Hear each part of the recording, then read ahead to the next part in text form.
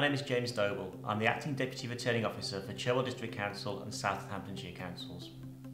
On the 8th of June 2017, we'll be holding a general election. And in this short video, I'd like to give you a few points and hints in terms of how you can help us on the day. Firstly, can I take the opportunity of thanking you for your assistance in the County Council elections held in May. It was a really big effort put in by lots of people. Like many of you, we were very surprised that the general election was called, and our arrangements for planning the election have had to be condensed into just a few days, so please bear with us. As you will be aware, the general election is a highly complex event which brings into play issues such as security, cross-boundary issues and higher voter turnout. In the next few moments we're going to go through some of these issues and give you our advice on how to deal with situations which could occur at the polling station. The current threat level in terms of security in the UK is severe. Whilst there are no specific threats relating to the election, you need to be extra vigilant in terms of your stations. Please ensure you check your stations regularly, both inside the building and outside. In case of any suspicious activity, please immediately report this to the Elections Control Centre. You should be searching for things like suspect packages and people who are acting strangely or in a way which you wouldn't normally expect at a polling station. In an emergency, you should immediately dial 999 and request a response. For general elections, these are conducted according to constituency boundaries. Constituency boundaries are not coterminous with the boundaries of district councils. Therefore, in South Northamptonshire, we give away an area to Daventry District Council and we take in an area from Northampton Borough Council. This means electors who normally vote in the district area will be voting in our constituency. In the Cherwell area, we give away areas to South Oxfordshire and Vale of White Horse councils. With regard to these cross-boundary areas, their poll card the elector brings to the station will indicate the constituency they should be voting at. If you're at a polling station within the Cherwell area, it will say Banbury constituency, and if you're at a polling station within the South Northamptonshire area, it will say South Northamptonshire constituency. It is important when an elector comes to vote that you check the eligibility marker on the electoral register. G markers, that is the marker which denotes that a citizen comes from a different European country to the UK, cannot vote in the UK general election. By now, I'm sure you will be very much aware that the system of registering in the UK changed in 2014. Whereas previously households used to register, it's now individual electoral registration. As a result of the change to individual electoral registration, a number of people were displaced from the electoral register because they failed to confirm their details. Therefore, in this election, you may find a higher than normal number of people who are not on your electoral register. Where this takes place, you should contact the Elections Control Centre who will carry out a register check for you. When you contact the Elections Control Centre, please do not pass your phone to the elector. The Elections Control Centre only want to talk to the elections staff working at the polling station. This is really important as the information they may pass on to you may be complex and may relate to the individual. Therefore, under no circumstances should the polling staff pass their phone to the electors in the station. There is, however, a separate phone number that members of the public can use to contact the council to talk about their registration. That number will be in your pink folders. As in previous elections, we will be using the text system for you to check in that your polling station is open in the morning. Also, we will be replying to texts. It may not be an immediate response, but you will receive one.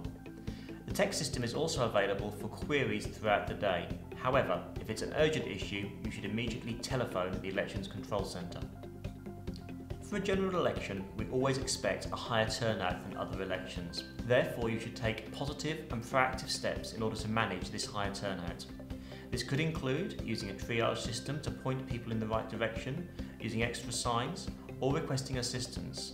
If you have a queue developing and the queue becomes to a level where you have a concern, you should always contact the Elections Control Centre and we will dispatch staff to assist you. There are two items of stationery in your ballot box I particularly want to draw your attention to. They are the pink folder, which contains the information the elections team think is most important for you on the day, including contact details and what you should do in certain situations. Also the Elections Handbook provided by the Electoral Commission, which contains all the information you need to run your polling station. A copy is provided in the ballot box and we would ask that you and your poll clerk both read these on the day. When you're at your polling station on election day, there are a number of people who may visit you. One group of people are our polling station inspectors. These are senior officers or people with experience of elections that we employ specially for the election. They will come and check on your polling station, check you are correctly set up and the station is open. They will also be the first people who will attend if you have a problem at your polling station. During the day, the polling station inspectors will also collect any postal votes handed in and return these to the Elections Control Centre. If you have a query during the day and require the assistance of your inspector, you should do so via the Elections Control Centre. In your pink folder, you will also find information regarding who your inspector is, and all inspectors will be carrying council identity. Accuracy during an election is vitally important. We would ask you to take extra care when marking the register and ensure that if any problems occur, you report these to the Elections Control Centre or make a note on the back of your ballot paper account. It's very important when we get to the count we know exactly what's happened at the polling station and any anomalies can be rectified. It is really important the poll closes at exactly 10 p.m. However, anybody in the queue at the polling station, whether inside the building or outside the building, is entitled to vote. In order to manage the queue at 10 p.m, we recommend the following process which you should use. That is, you should take the raffle tickets in your ballot box to the back of the queue, issue each person in the queue with a ticket, and then move to the front of the queue and begin issuing ballot papers. Only those who have a ticket in the queue can be issued with a ballot paper after 10 p.m. Whilst we want people to get back to the verification as quickly as possible, we want you to do so safely. Please ensure you pack up your polling station and bring all the available paperwork back with you and all the equipment that you've been issued with. In order to be ready for the close of poll, we recommend that you lay out all your paperwork in the early afternoon and familiarise yourself with it. That way, when you come to complete it, everything is ready.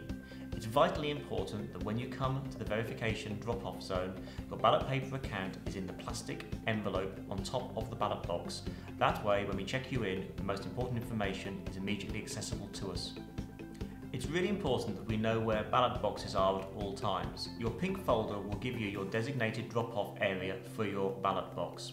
This will vary depending on which area you are located in. Please check your pink folder for your drop-off location. If you are uncertain at all, please contact the Elections Control Centre who will confirm. Staff will be available to help you offload your vehicle at the drop-off zone, and once you have offloaded your vehicle, please leave the area as quickly as possible so that we can process as many people in a shorter space of time as we can. We are asking you to watch this short video and afterwards to answer some simple questions in the online questionnaire. All the questions in the questionnaire are in this video, therefore please watch carefully. We know that many of you have worked for us for a number of years and are experienced at running polling stations. However, as this is an activity we do infrequently, we would ask you to watch this video however sure you are of the procedure to the polling station. It's vitally important to us, particularly with a high-profile election, that we get things right on the day. Lastly, on behalf of myself and also the Acting Returning Officer Paul Sutton, we would like to thank you for once again assisting us, for your professionalism, and without you we would not be able to deliver this election. If you have any queries at all, please ask a member of our staff or contact the Elections Control Centre.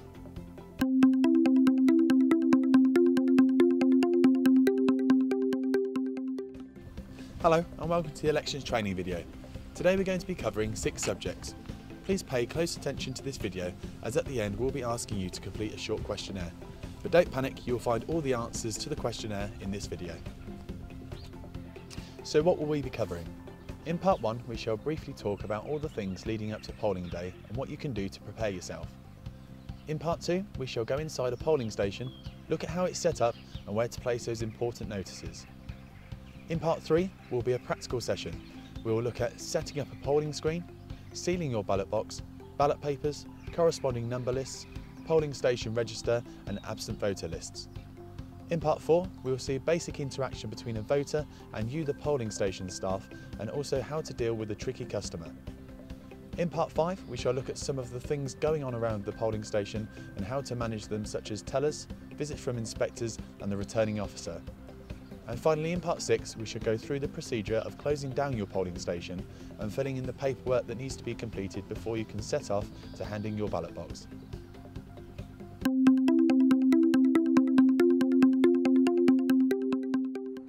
Right, so there are things for you to do even before you think about setting off to the polling station.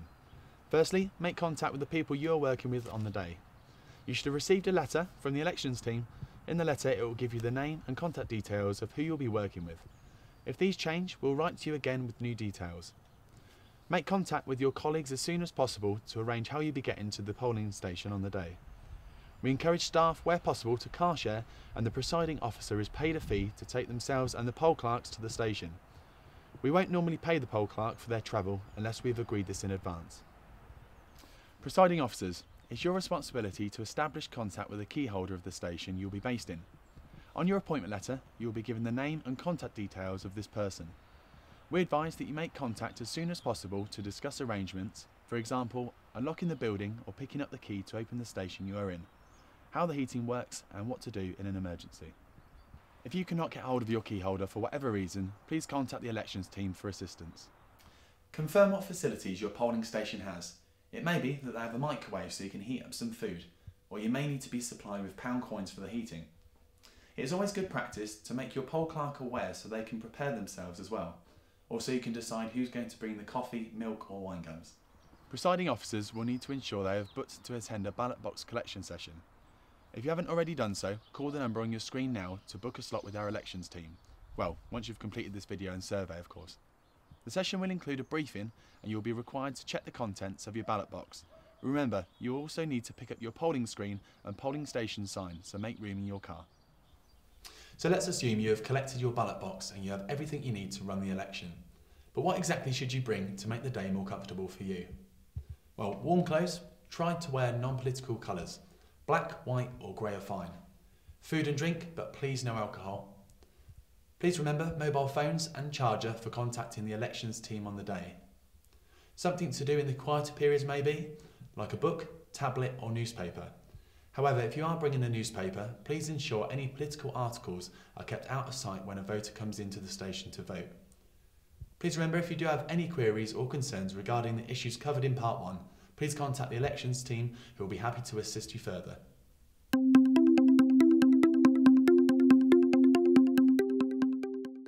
So, I'm now stood outside a typical polling station. Let's take a look at what signage is outside. Take note of where outside signage is placed. Each polling station will be different, so take a look around and decide where they should be positioned. Now we're walking through the front entrance and we can see the arrows which are guiding us to the polling station. Also at the entrance we can see the opening times and the disabled access. What's the weather like? Is it going to be raining? Well, most likely. When your inspector comes round, let them know and don't be afraid to ask for a mop, wet floor sign or anything else you might need. Before we take a look at where the internal notices are going to be displayed, it is important to remember that we are using someone else's building. Therefore, check with the key holder or your paperwork supplied by the elections team to see if there are any building notes. For example, you may not be able to stick any notices to the walls because it may harm the paintwork, so you may need to address this before you even set foot in the building. When picking up your ballot box, you'll have a ballot box contents list, which will include everything you need to run the station effectively. So let's look at the signs that need to be displayed. Number 1. Guidance for voters. Number 2. Notice of poll. There will be 2 per election type. Number 3. How to vote notice for inside the booths. The only notice to be displayed within each polling booth is the one that provides information on how to mark the ballot paper at this election. No other notices are to be displayed in the polling booth. Number 4. Enlarged ballot paper. Number 5. Collect ballot papers here. Number 6. No photography. Number 7. No mobile phones. Number 8. No smoking. Make sure that there is no material that might be construed as supporting the views of any party or candidate involved in the election displayed in and around the premises. If any such materials are found, they must be removed or covered up. The layout of the room is important. Poor layout could cause confusion to the voter. Therefore, when setting up, ensure to walk the route of the voter and see whether the layout works. A few things to consider. Is the ballot box accessible for all voters? Are the signs and notices pointing in the right direction? Can a wheelchair user easily get around the polling station? Are the polling booths set up correctly? We shall cover this later. Are the polling booths positioned in the correct place, or is there a more suitable location with better lighting? If you are working in an area with a high electorate, it is likely you could be working in a double station. This is where 2 sets of polling station staff will be based in the same building but will be responsible for different streets within the area. You will be provided with a list of streets that will assist the voters in being directed to the correct area to cast their vote.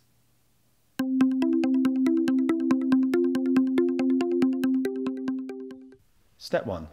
Put the box on the table so the number is facing you. Step 2. Take the lid and hold it above the box so the ballot paper slot is the same side as the number.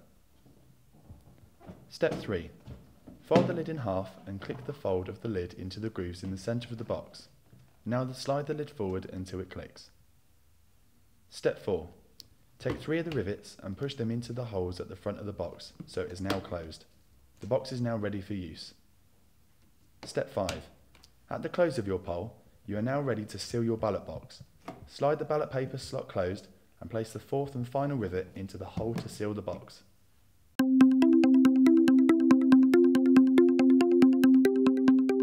Step 1. The booth is on wheels so it will slide out the box. Remove by pulling on the fabric handles. Leave plenty of room for assembly. Step 2. Holding the handles and supporting the booth, rotate until the wheels are facing upwards. Step 3. Undo the buckle by pressing the red button. Open out the first section. Step 4. Rotate the catch and raise the writing table. The edge of the writing table will engage with the cross rails. Step 5. Repeat instruction 4 on the other sections as they are opened out.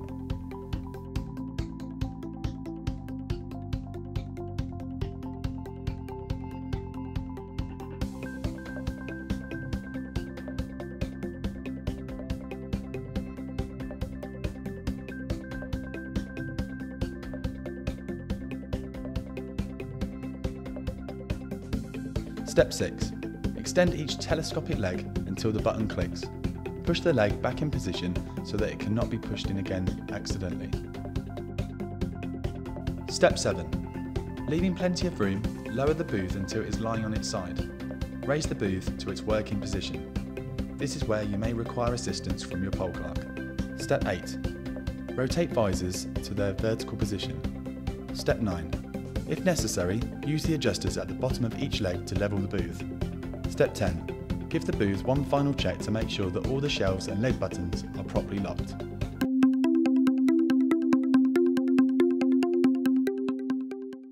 The electoral register.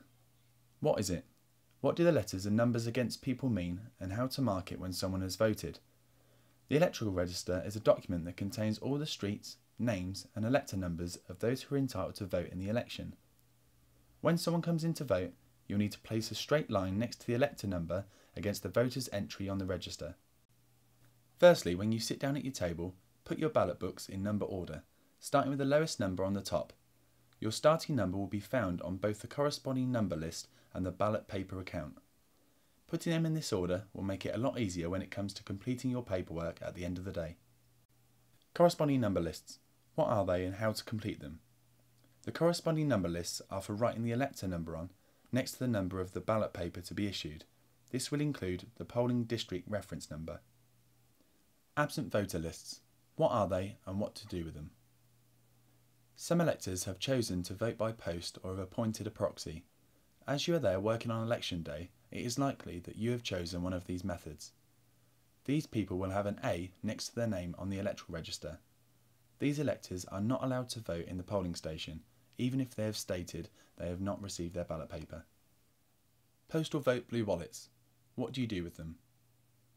Although those listed on the postal voters list cannot vote in person at the station, either they or someone on their behalf can hand the postal vote into you at the station. If you receive a postal vote, you must put it in the blue wallet provided. An inspector will pick up the blue wallet upon their inspection later in the day. Ballot paper accounts. Completing the ballot paper account is one of the most important tasks the presiding officer will undertake on polling day. Errors in its completion could cause delays at the count. Please take your time to complete the account. Accuracy is more important than speed. It relies on the serial numbering of the ballot papers, and this is why it is so important to issue the ballot papers in numerical order as pre-printed on the corresponding lists. At the close of poll, look on the reverse of the next ballot paper to be issued to see what the number is. Write this ballot paper number in box A. The number to go in box B, which is titled Number on First Ballot Paper Issued, will be pre-populated for you. Now get your calculator. You'll need to deduct B from A and write the answer into box C. Were there any spoilt ballot papers issued during the day? If so, write the number of how many you reissued into box D. To tell us how many ballot papers are actually in the ballot box, next deduct D from C and put that answer into box E. The next section we need to look at is how many unused books are left. How many full books do you have left? Insert this number into the box. Now calculate how many books you have left and times it by 100 and write this in box F. Do you have any ballot papers in a part used book? Write in box G how many ballot papers are left in this book. Get your calculator again. Simply add the figure in box F to box G and write the total in box H. Add box C to box H and write the total in box I. And finally, we finish the ballot paper account off by working out how many tendered ballot papers you have issued. If you have issued any of these pink ballot papers, insert in box A of this section how many you have given out. Write in box B of this section how many pink ballot papers were not issued. Were any of the pink ballot papers that you issued spoilt? Write this figure in box C. Now get your calculator out one last time and add A, B and C together and write this total in the box. And that completes the ballot paper account.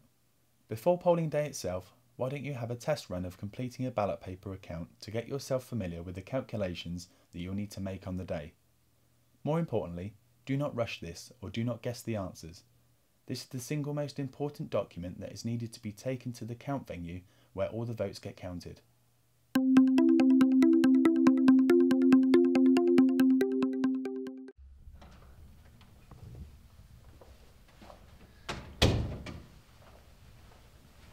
Hello, I'm here to vote. Good morning. Can you confirm your name and address? Yeah, Fred Bloggs, 1 High Street.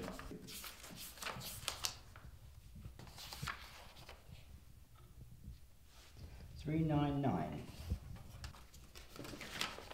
Thank you.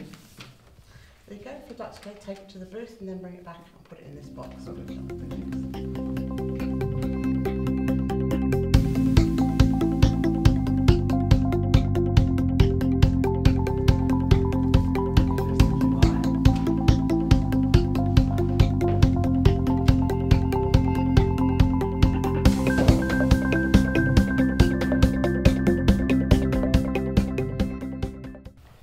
morning. Good morning. Here to vote.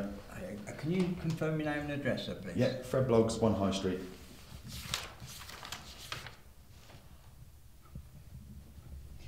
I'm sorry, you don't appear to be on my list. Oh, Did you register to vote? I did? Have you recently moved home, moved house? A previous address? What was your last address? 1 West Street. 1 West Street. No, you're not on that list either, sir. Okay. If you say you're registered, what I'll do is I'll ring up the office and we'll find out where you're registered at and what polling station you need to go to. Okay. In this instance, the presiding officer made a call to the elections department. It turns out that the voter was actually registered at his previous address. However, his previous address came under a totally different ward and parish. Therefore, the presiding officer was able to obtain the actual polling station address for the gentleman and send him on his way. This is of course just one scenario. If you find yourself in a similar situation, it's always best to check with the elections department. It is possible that the elector hasn't registered, and in that case you will need to inform the voter so they can register in time for the next elections. But before stating this to the voter, it's always best to check. In the event of any error found during the day, such as a person being omitted from the register due to clerical error or misspelling of names on the register, you'll have an Errors on the Register form so that you can keep record of any errors.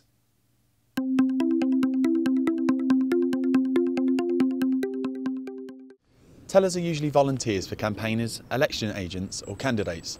They stand outside polling places and record the electoral number of people who have voted. By identifying electors who have not voted and relaying this information to the campaigner, agent or candidate, tellers play an important role in elections and referendums. Campaigners may contact the voters who have not yet been to a polling station on election day and persuade them to vote. There should be no more than one teller at a polling station for each campaigner, agent or candidate at any time. Where a polling place contains more than one polling station with separate entrances, it may be appropriate for there to be tellers at each entrance, but no more than one per campaigner, agent or candidate. It is important to remember that tellers have no legal status and voters do have the right to refuse to give them any information. If you get an upset voter complain to you about a teller outside, please call the elections department, who will be able to dispatch an inspector to sort out the situation. During the day, at least twice, once in the morning and in the afternoon, you will get a visit from a polling station inspector. The inspector in the morning visit will conduct a short survey of the polling station and make sure you have everything in order. Don't be afraid to ask the inspector for additional equipment when they visit. Feel free to call the elections team at any point of the day if you need additional equipment. Inspectors will also assist you in diffusing any situations that may arise with tellers, candidates or agents. Again, call the elections team if you have any concerns.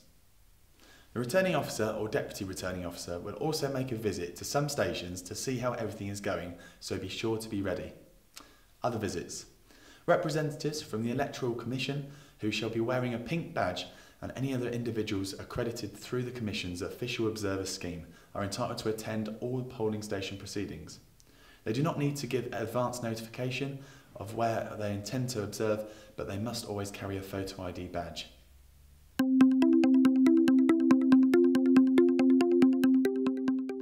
Okay, so we're nearly there. It's almost 10 PM, the close of poll, and there are just a few more things to do. Although the close of poll is 10 PM, any eligible electors who are in the polling station at 10 PM must be allowed to vote. In the event of any queues at the polling station, call the elections team, as they will be able to dispatch some assistance to you. Make sure nobody joins a queue after 10 PM. Those who are in the queue can be issued with a cloakroom ticket. In addition to the presiding officer and poll clerks closing down the station, others can be present, such as the candidates, election agents and polling agents, police officers, Electoral Commission representatives and accredited observers. Poll clerk, it can be your responsibility to take down all of the signs and tidy the room and ensure it is returned to its original state. Presiding officer, you now have a very important and crucial task of completing the paperwork. Although you may want to get your ballot box delivered to the count venue or drop-off point as quickly as possible, take care when filling in the paperwork. It is far more important to be accurate than fast. Amongst your paperwork, you will have a close of poll packing instructions. Make sure you pack away all the documents in the right sack according to the instruction sheet. When leaving, make sure to clean the polling station and remember to return the key to the key holder as to any previous agreement. Right, everything is packed up and you're ready to go. Make sure you remember where you need to drop off your ballot box. When you picked up your ballot box from the elections team, you would have had a piece of paper in your pink folder telling you where to drop everything off. If you're unsure about where to take your box, you must contact the elections team immediately, as there may be a man with a clipboard stood in the rain at a drop-off point waiting just for you. You'll be provided with a polling station staff handbook. Please take some time to read through the handbook prior to polling day. You'll also find it useful during polling day. It contains a lot of helpful information, such as prescribed questions. Please read through the appendix in the handbook for further information on when to ask the prescribed questions. Health and safety and security at the polling station. The pink folder also covers health and safety information for you to read through. Anonymous voters. To protect them from harm, some electors will be registered without reference to their name or address. They will have what is called an anonymous entry in the register, which will consist of their elector number and the letter N. Some of these electors may also have further letters that qualify their eligibility to vote at certain elections. More information regarding these and all other aspects of polling day can be found in the polling station handbook. Thank you for watching this training video for election staff. The next step is to complete the survey, then it's on to polling day itself. Always remember, if you have any questions or concerns, call the elections team.